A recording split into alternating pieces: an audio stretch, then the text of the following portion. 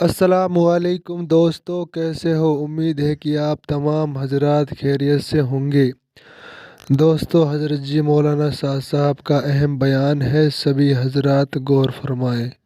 آپ سے عرض کرنا چاہتا ہوں، بے شک کتابیں اپنی جگہ ہیں، اس سے علم اس سے استغنا نہیں ہے، لیکن یہ عام انسانوں کی تربیت اور تعلیم کے لیے یہ نظام کافی نہیں ہے۔ اس کے لیے تو لازمی ہے یہ بات کہ علماء کو عوام کے لیے اور عوام کو علماء کے لیے اپنا وقت فارغ کرنا ہوگا۔ جب تک مسجد کی سطح پر یہ دونوں طبقے جمع نہیں ہوں گے، امت کا جہل ختم نہیں ہوگا۔ یہ ایک حقیقت ہے، یہی مقصود ہے اس سے۔ تو میں نے عرض کیا کہ نماز علم پر پوری اترے، مسائل ہم سے معلوم کریں اور علماء مسائل بتلائیں۔ اس طرح ہمیں اپنی نمازوں کی خروج میں مشق کرنی ہے، لمبے لمبے رکوع کی، لمبے لمبے سجدوں کی۔ ابھی تو اللہ مجھے معاف فرمائے، دکان کے تقاضے کی وجہ سے یہ اس طرح نماز پڑھ رہا ہے جیسے کوئی جانور، جیسے کوئی پرندہ ٹھونگ مارتا ہے زمین پر۔ حدیث میں آتا ہے ایسی نماز اس کے اوپر دے کر ماری جائے گی میلے کپڑے کی شکل میں۔ جماعت میں نکلنے کی غرض ہے، یہ میں عرض کر چکا ہوں، حضرت عمر کا قول، نکلنے کی غرض نماز کی تکمیل ہے۔ کہ جماعت میں نکل کر کوئی کام نہیں ہے، نہ تجارت کا، نہ زراعت کا، نہ زمیندارے کا، نہ گھر کا، نہ کارخانے کا۔ یہاں تو صرف ہمیں موقع ملا ہے، ایک موقع ملا ہے کہ 4 مہینے مشق کر کے، آپ ذرا غور کر لیجیے، یہ فوجیوں کو مشق کرائی جاتی ہے، فوج میں بھرتی ہونے کے لیے مشق کرائی جاتی ہے فوجیوں کو۔ کیا یہ کہتی میں تو اپنے گھر میں مشق کر لیتا ہوں؟ نہیں جی، آپ یہاں آئیے سینٹر میں، اور یہاں آپ کی نگرانی ہوگی، آپ کیا مشق کر رہے ہیں، یہاں آپ کی ایک حرکت کو دیکھا جائے گا۔ جب تک آپ کی فوجی مشقیں صحیح نہیں ہوں گی ہماری چاہت کے مطابق، آپ تو فوجی بھرتی نہیں ہو سکتے۔ آپ دیکھیے نا نظام دنیا کا رہا دین کہ دین جہاں سے چاہو لے لو میاں، اس میں کیا ضرورت ہے مسجد کی، کیا ضرورت ہے علماء کی، اور کتاب میں لکھا ہوا ہے میں عمل کر لوں گا۔ سنیے تو صحیح، آپ غور تو کریں میں کیا کہہ رہا ہوں۔ وہاں فوجی مشقیں ہوتی ہیں، اس پہ امتحان ہوتا ہے۔ اگر آپ نے صحیح امتحان میں کامیاب ہوئے ہیں تب کہیں جا کر آپ فوجی بھرتی ہوں گے، ورنہ یوں نہیں کہ آپ آ کر داخل ہو جائیں کہ جی میں بھی مشق کیے ہوئے ہوں، میں بھی جانتا ہوں فوج میں چلنا کیسے ہوتا ہے، دوڑنا کیسے ہوتا ہے، مجھے معلوم ہے۔ اس کو کوئی اعتبار نہیں ہے۔ کسی فوجی یعنی مشق کے بغیر، کسی فوجی کے امتحان کے بغیر اس کا فوج میں داخلہ نہیں ہوتا۔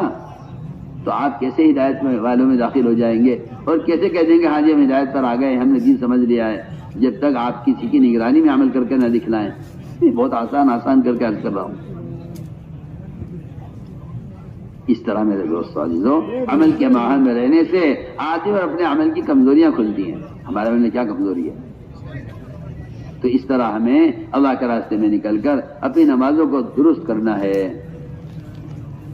تیسری مشق یہ ہے نماز پر کہ نماز سے مسائل کا ہلکا یقین پیدا ہو جائے، اللہ کا دھیان پیدا ہو نماز میں۔ یہ مشکل چیز ہے کہ اللہ کا دھیان نماز میں پیدا ہو، اس لیے کہ نماز ان کی معراج ہے۔ جو آدمی اللہ سے معراج میں غافل ہے وہ بتائیے باقی کہاں متوجہ ہوگا اللہ کی طرف، جو معراج میں اللہ سے غافل ہے۔ یہ تو مومن کی معراج ہے، اللہ سے کلام بھی ہو رہا ہے، اللہ کو دیکھ بھی رہے ہیں۔ جی ہاں، مومن کی معراج ہے۔ اس لیے میں نے عرض کیا کہ اللہ کے راستے میں نکل کر ہی ہو سکتا ہے۔ کیوں؟ اس لیے کہ مقام پر رہتے ہوئے آدمی کو باہر کے تقاضے جتنے دماغ پر مسلط ہوتے ہیں، اتنے تقاضے سامنے ہوتے ہیں کہ نماز ہو جاتی ہے، اللہ کا دھیان نہیں آتا۔ یہاں سارے تقاضے چھوڑ کر نکلے ہیں اللہ کے دھیان کی مشق کرنے کے لیے۔ 4 مہینے صرف اللہ کے دھیان کے ساتھ نماز پڑھ کر، تب کہیں جا کر اس 4 مہینے کے خروج میں نماز کا دھیان سطح پر آئے گا جہاں ہونا چاہیے۔ ان تعبد اللہ کأنک تراہ، اللہ کو دیکھتے ہوئے تو نماز ابھی پڑھے گا۔ جب 4 مہینے دکان نہیں دیکھے گا، جب 4 مہینے کارخانہ نہیں دیکھے گا، جب 4 مہینے بیوی بچوں کو نہیں دیکھے گا، جب 4 مہینے تک ان شکلوں سے واسطہ نہیں پڑے گا، تب ان کا دھیان نکل کر اللہ کا دھیان پیدا ہوگا۔ بتائیے، آپ سوچیے۔ آپ کہتے نہیں جی جو چاہے وہاں دین پہنچا دو۔ میں آپ سے پوچھتا ہوں، جلالہ ایک مرغی ہوتی ہے جس کو عربی میں جلالہ کہتے ہیں، جو گندگی کھاتی ہے، پاخانہ اور گندگی کھاتی ہے، اس کی غذا یہی ہوتی ہے۔ اگر آپ اس مرغی کو کاٹنا چاہتے ہیں، ذبح کرنا چاہتے ہیں اور پکا کر کھانا چاہتے ہیں تو آپ کو شریعت یہ کہتی ہے کہ اس کو کچھ وقت کے لیے دربے کے اندر بند کر دیا جائے تاکہ اس کے اندر سے گندگی کا اثر ختم ہو جائے، ورنہ اس کی گوشت بھی ٹھیک آ جاتی ہے اور اس گندے کھانے کی وجہ سے ایک عرصہ اس کو بند رکھا جائے گا تاکہ اس کے اندر سے گندگی کا اثر ختم ہو، تب یہ مرغی کھانے کے قابل ہوگی۔ میں آپ سے پوچھتا ہوں کہ جن مسلمانوں کا وقت گزرا ہے اب تک گناہوں کے ماحول میں، گندے ماحول میں، بتائیے کہ ان کو عمل کے قابل ہو سکتے ہیں اگر اس ماحول میں آ کر ان کو بند نہ کیا جائے، اس معاملے میں رکھا جائے؟ میں کتنی آسان مثال دے رہا ہوں۔ اگر ایک مرغی جانور ہے جو آپ کے استعمال کے قابل نہیں ہو سکتا جب تک آپ اس کو گندگی کے ماحول سے نکال کر دردے کے اندر بند نہ کر دیں، تو آپ ہی فیصلہ کیجئے کہ پھر وہ مسلمان جس کو اللہ نے عمل کے لیے بنایا ہے، عبادت کے لیے پیدا کیا ہے، اگر وہ گندگی کا عادی ہو گیا ہے اور گناہوں کا عادی ہو گیا ہے، کیا وہ اس ماحول میں جب تک رکھا نہیں جائے گا پاک ہو سکتا ہے، عمل کے قابل ہو سکتا ہے؟ جب یہ مرغی کھانے کے قابل نہیں ہو سکتی۔ کتنی آسان مثال میں عرض کر رہا ہوں۔ مگر شیطان نے ہدایت سے روکنے کے لیے اور نماز کے قابل نہ ہو سکے یہ سے روکنے کے لیے شیطان نے یہ پٹی پڑھائی ہے اس زمانے کے لوگوں کو کہ دین کے لیے پھرنا ضروری نہیں ہے اور مسجد کا ماحول پہ ضروری نہیں ہے، بس دین پہنچا دو لوگوں کو، چاہے گندے موبائل ہی صحیح جن پر سارا گند اور باطل اور فوج بھرا ہوا ہے، تم اسی کے ذریعے سے چلا دو، دین کی بات پہنچ جائے کسی طرح۔ میں کہتا ہوں جہالت حماقت ہے، بے عقلی کی سوچ ہے اور کچھ نہیں ہے۔ گناہوں میں مبتلا ہیں، معصیت میں پڑے ہوئے ہیں اور ہدایت چاہتے ہیں، سوچو تو صحیح، منکر کے راستے سے معروفات، گمراہی کے راستے سے ہدایت ملے گی؟ کیسی الٹی سوچ ہے، کیسے الٹے دماغ ہیں زمانے کے لوگوں کے، اور اس پر جمے ہوئے ہیں، اڑے ہوئے ہیں کہ نہیں بھی یہ بھی طریقہ ہے، یہ بھی طریقہ ہے۔ آپ غور کیجئے میں کیا کچھ کہنا چاہتا ہوں۔ نماز جس کا وقت متعین، اگر تاخیر ہوگی تو قضا ہو جائے گی، اس کے ادا کرنے کی جگہ متعین مسجد۔ صحابہ نے عرض کیا رسول اللہ بڑی دقت ہوتی ہے، ایک کے پاس چل کے جانا پڑتا ہے، اسے نماز کے جانا پڑتا ہے، نماز نماز نماز نماز، ہر گھر پر جا کے بلال اذان آواز دیتے ہیں اور لے کر آتے ہیں لوگوں کو۔ آپ اجازت دیجئے ہم نماز کے وقت ڈھول بجا دیا کریں مسجد میں، آواز ہوگی ڈھول کی سب جمع ہو جائیں گے۔ فرمایا یہودیوں کا طریقہ ہے، یہ ڈھول استعمال نہیں کریں گے، ڈھول میں کچھ نہیں ہے سوائے آواز۔ اچھا جو اجازت دیجیے ایک سارنگی لے لیتے ہیں، اس پر ہم نماز کہیں گے زور سے اور مدینے کی آبادی تک آواز پہنچ جائے گی، لوگ نماز کے لیے آ جائیں گے۔ فرمایا نہیں، سارنگی استعمال کرنا نصارہ کا طریقہ ہے، ہم نماز کے لیے استعمال نہیں کریں گے۔ کہ جی پھر آسان شکل یہ ہے کہ ہم ایک مرتبہ سب کو جمع کر کے بتلا دیں کہ 5 وقت دھواں اٹھے گا مسجد سے، اس دھوئیں کو دیکھ کر لوگ نماز کے لیے جمع ہو جائیں گے۔ فرمایا یہ آگ جلا کر جمع کرنا آگ کے پجاری مجوسیوں کا طریقہ ہے جو آگ کو پوجتے ہیں، ہم استعمال نہیں کریں گے نماز کے لیے۔ آواز پہنچانے کے لیے یا ڈھول بجا کر یا دھواں اٹھا کر، فرمایا ہمارا طریقہ نہیں ہے۔ آج مسلمان یہ کہتا ہے کہ ہاں یہ موبائل اور یہ آلات یہ کافی ہیں دین کی بات کو پہنچانے کے لیے۔ آپ بتائیے صحیح، جو گند موبائل میں کیا ڈھول میں وہ گند ہے؟ سوچیے، آپ اپنی عقل لگائیے ذرا۔ یہ جو آپ اس پر اڑے ہوئے ہیں کہ ہاں اس طریقے کا انکار مت کرو، میں آپ سے پوچھتا ہوں کہ ڈھول میں کون سی خرابی ہے؟ سارنگی میں کون سی خرابی تھی؟ کچھ نہیں سوائے آواز کے۔ یا آپ نماز کہہ دیں گے دوسرے آواز پہنچ جائے گی، لوگ نماز کے لیے آ جائیں گے۔ فرمایا نہیں، لوگوں کو جا کر نماز کے لے کر آؤ۔ دعوت یہ نہیں ہے کہ آپ کسی ذریعے سے دعوت پہنچائیں، دعوت یہ ہے کہ آپ خود جا کر دعوت دیں۔ میں اس قصے سے سمجھانا چاہتا ہوں آپ۔ صحابہ نے عمل کیا، فرمایا ٹھیک ہے جی، جیسا آپ کا حکم ہے ہم اس کے استعمال نہیں کریں گے۔ فرشتہ آیا خواب میں عبداللہ ابن عبد ربی کے پاس اور آ کر کہا فرشتے نے ان سے کہ یہ سارنگی مت دینا، اس کے آدمی سارنگی تھی۔ ان کا صحابی نے کہا مجھے چاہیے، کیا کرو گے؟ کہ لوگوں کو بلائیں گے نماز کے لیے؟ ہوا نہیں، یہ طریقہ نہیں ہے، چھوڑو اس کو، ہم تمہیں اذان سکھلاتے ہیں۔ فرشتے نے اپنے کان میں انگلیاں دے کر ان صحابی کو اذان سکھلائی اور یہ کہا دیکھو یہ طریقے اختیار مت کرو، اذان کو پکڑو، اذان سیکھو۔ صبح کو صحابی نے آ کر خواب سنایا اپنا، فرمایا اللہ کی سے اذان آ گئی ہے۔ خلاصہ کہہ رہا ہوں میں آپ سے، اذان اس امت کو دی گئی تھی رواجی نظام چھوڑنے پر آج مسلمان نے اس رواجی نظام کو پکڑا تو آج دنیا میں ہزاروں مسجدیں ایسی ملیں گی جن میں اذان نہیں ہوتی ہے، نماز ہوتی ہے 5 وقت اذان نہیں ہوتی. کیوں کہ کیا مؤذن رکھیں گے پیسے، مؤذن کی تنخواہ دینی پڑے گی. نیٹ سے اذانیں ہوتی ہیں مسجدوں میں، جا کے دیکھو ملکوں میں. یہ تو اسلامی ممالک کا حال ہے جہاں مؤذن کی ان کو ضرورت نہیں ہے، نیٹ کی سہولت ہے. آپ ایسے دیکھیے تو صحیح، یہ سہولت ہے یا نحوست ہے؟ آپ فیصلہ کیجئے، آپ فیصلہ کیجئے. جہاں تک مؤذن کی آواز جاتی تھی وہاں تک سارے مخلوق کے لیے دعائیں مغفرت کرتی تھی.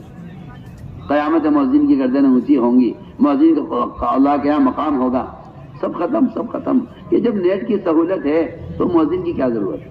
دیکھیے آپ جا کر، میں تو خود دیکھ کر آیا ہوں ملکوں میں. نماز ہوتی ہے نیٹ سے، اور نماز ہوتی ہے اور اذان نیٹ سے ہوتی ہے، مؤذن کوئی نہیں ہے. بتائیے آپ. دعوت تامہ، اسلام کا شعار ختم ان موبائلوں کی وجہ سے، جن کے بارے میں آپ جیسا پاگل آدمی یہ کہہ رہا ہے کہ کوئی حرج نہیں ہے. یہ غلط کہتے ہیں، جو کہتے ہیں تبلیغ والا غلط کہتے ہیں، وہ حرج نہیں ہے. آپ اس کا حرج دیکھ لیجیے. آپ کو یہود و نصارہ کے طریقے چاہیے ہدایت کے حاصل کرنے کے لیے، یا گمراہی کا راستہ ہے، یہ ہدایت کا راستہ نہیں ہے. اور آپ اڑے ہوئے ہیں اس پر کہ نہیں جی یہ بھی طریقہ ہے، یہ بھی طریقہ ہو. دیکھ لیجیے، خود ہی فیصلہ کیجیے. وہاں صرف نماز کی آواز لگانے کے لیے سارنگی کا استعمال کیا جائے گا، بالکل نہیں، اسے استعمال نہیں کریں گے. اور آپ پورا دین، پورا علم، نماز، سب کچھ موبائل پر ڈال کے کہہ رہے ہیں کہ یہ بھی ہدایت کا راستہ ہے. سوچیے، آپ خود ہی فیصلہ کیجیے. یہ آپ کی جہالت، حماقت نہیں ہے تو کیا ہے؟ آپ رواج سے متاثر ہیں، آپ سنت سے دور ہیں، رواج کے قریب ہیں. آپ کو سنت مناسبت باقی نہیں رہی ہے. آپ باطل آلات کے اس لیے تائید کر رہے ہیں کہ آپ کو سنت سے کوئی تعلق باقی نہیں رہا ہے. میں صاف کہہ رہا ہوں سب سے. اللہ جزائے خیر دے مفتی تقی عثمانی مدد علی، وہ تو یہاں تک فرما گئے کہ یہ موبائل نہیں ہے، یہ میزائل ہے. وہ فساد ان سے آئے گا جس کا تم تصور نہیں کر سکتے. جس کو تم ہدایت کا ذریعہ سمجھ رہے ہو وہ گمراہی کا ذریعہ ہے. اس لیے ہم تاکید سے عرض کر رہے ہیں آپ سے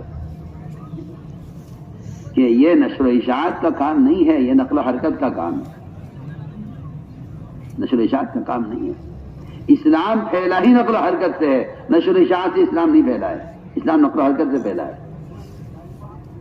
تو میں نے عرض کیا کہ نماز پر یہ محنت ہو، اس میں اللہ کا دھیان، اور نماز کے ذریعے سے اللہ تعالی کی ذات سے فائدہ اٹھانے کا راستے کھلواؤ.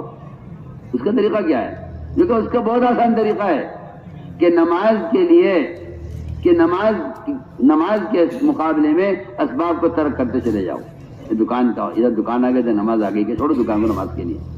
اس کی مشق کرو گے تب کہیں جا کر یہ نماز یقین میں آئے گی.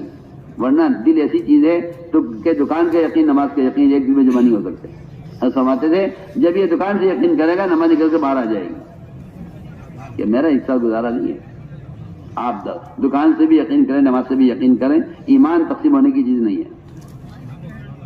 اس کی ہمیں مشق کرنی ہوگی کہ تم نماز کے اذان کی آواز پر دکان چھوڑ دو.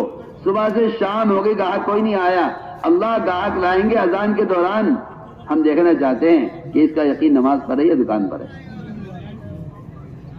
ہم دکان چھوڑنے کو نہیں کہتے، ہم کہتے ہیں دکان کو حکم پر چھوڑ دو، کارخانے کو حکم پر چھوڑ دو، وزیر اعظم کو حکم پر چھوڑ دو کہ جی نماز کا وقت ہو گیا، میں جانا چاہتا ہوں.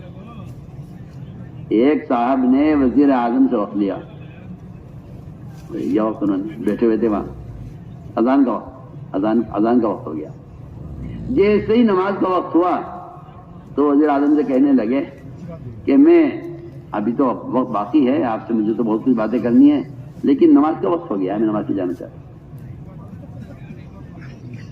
اس نے کہا کہ آپ مجھ سے ملنے کے لیے آئے ہیں کہ ٹھیک ہے آپ سے ملنے کے لیے آیا ہوں، لیکن آپ کا اور میرا جو بادشاہ ہے اور ساری خلقت کا، سارے ملائکہ کا جو بادشاہ ہے اللہ، مجھے اس نے بلایا ہے. اس نے کہا میرے پاس وقت نہیں ہے. کہ جی کوئی حرج نہیں ہے، نہ ملیے آپ کی مرضی. پھر اس نے ایک سوال کیا وزیر اعظم سے. اس نے کہا وزیر اعظم سے یہ بتائیے کہ اگر اس وقت مجھے کوئی فقیر بلاتا تو کیا میں فقیر کی بات سن لیتا آپ کو چھوڑ کر؟ کہیں گے نہیں. کہنے کا بس اسی طرح جس طرح آپ کے مقابلے میں فقیر ہے، اس طرح آپ اللہ کے مقابلے میں فقیر ہیں. میں آگے بیٹھا ہوں، اگر کوئی بجا باہر عام آدمی بلائے میں آپ کو چھوڑ کے جا سکتا ہوں کہ نہیں جا سکتے؟ کہنے کہ اسی طرح میں آپ سے کہنا چاہتا ہوں کہ اللہ نے بلایا ہے. اس نے کہا ٹھیک ہے جاؤ.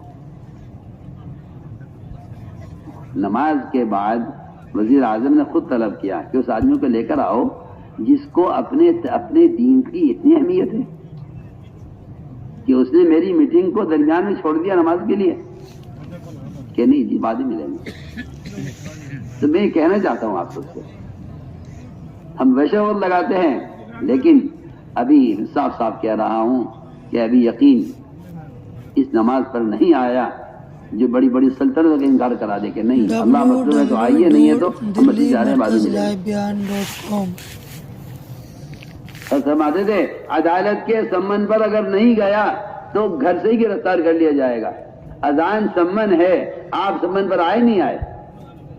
اگر آپ نہیں آئے سمن پر، آپ نے عدالت کی توہین کی ہے، آپ کو گرفتار کر لیا جائے گا. جب دنیا کی عدالتوں کا یہ قانون ہے تو اللہ کا قانون بھی تو کچھ ہوگا نا، وہ بھی تو کچھ ہے، وہ تو سب کچھ ہے. جسے آپ کچھ نہیں سمجھتے وہ سب کچھ ہے، اور جو خدا کی قسم کچھ نہیں تھا آپ اسے سب کچھ سمجھتے ہیں کہ اگر وزیر کے بلانے پر نہ گئے، عدالت کے سبب پر نہ گئے تو وارنٹ کٹ جائیں گے اور گرفتاری ہو جائے گی. میں اس کا بیان سے جملہ نقل کر رہا ہوں، اس کا بیان ہے پورا اس پر کہ اللہ تعالیٰ نماز کے مقابلے میں وزیر کو لا کر دیکھیں گے تیرا یقین نماز پر ہے یا وزیر پر ہے.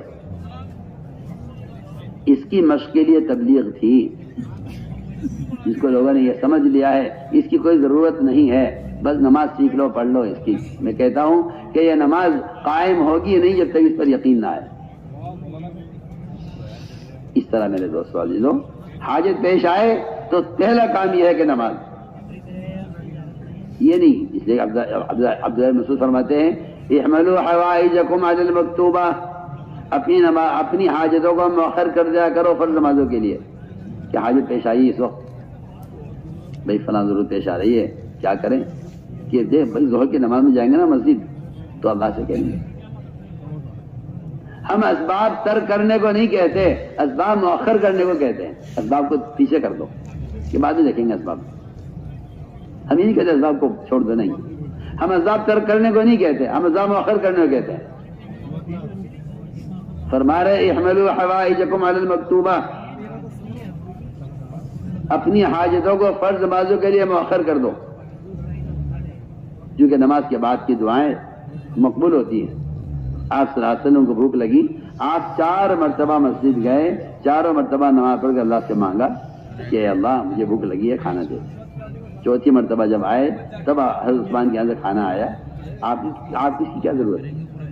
جن کے لیے آسمان سے کھانا تیار اترتا ہو انہیں کیا ضرورت پیش آ رہی ہے کہ بھوکے ہو کر بے چین ہو کر 4 مرتبہ مسجد میں جا کر دعا مانگے اے اللہ کھانا دے دے میں بھوکا ہوں، میں کھانا دے دے میں بھوکا ہوں. کیوں؟